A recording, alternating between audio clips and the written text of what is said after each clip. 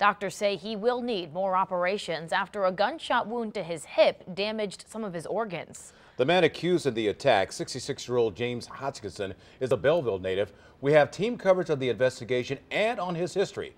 Our Abby Larico is standing by in Belleville with more. Good morning to you, Allie and Randy. Now, even after investigators wrap up at that scene in that Alexandria, Virginia baseball field, this is the house where they're turning their attention. It's the home, the last known residence, rather, of that alleged shooter, James Hodgkinson, here in rural Belleville. Now, it's the scene where investigators have already recovered boxes full of evidence. We've seen them spending much of Wednesday taking out those evidence boxes, talking to family members, looking to understand his motives better. But even those who knew him best, like one man who grew up with Hodgkinson, who we talked to, didn't think his strong personality would wind up being a force behind the trigger.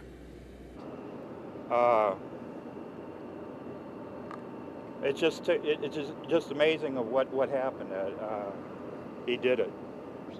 I just want to let people know that he wasn't evil, that he was, I guess, tired of some of the politics that are going on.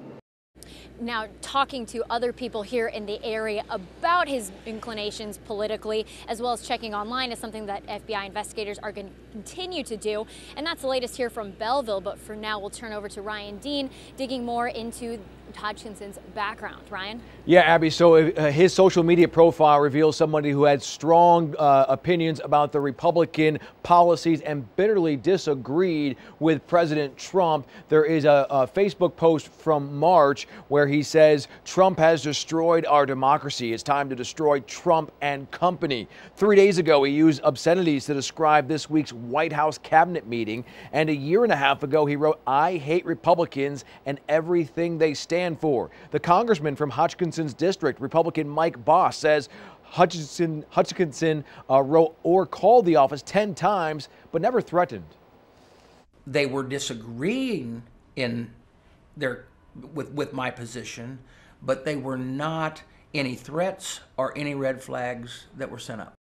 Now, a family member says Hodgkinson was distraught over last year's election, and he actually volunteered on the Bernie Sanders campaign. Bernie Sanders spoke about this yesterday, calling it a despicable act. Allie, we'll send it to you. All right, Ryan, thanks so much. And we do have continuing coverage online at KSDK.com, including more on the shooter's background and also some reactions from local lawmakers. New information this morning. The London Fire Commissioner says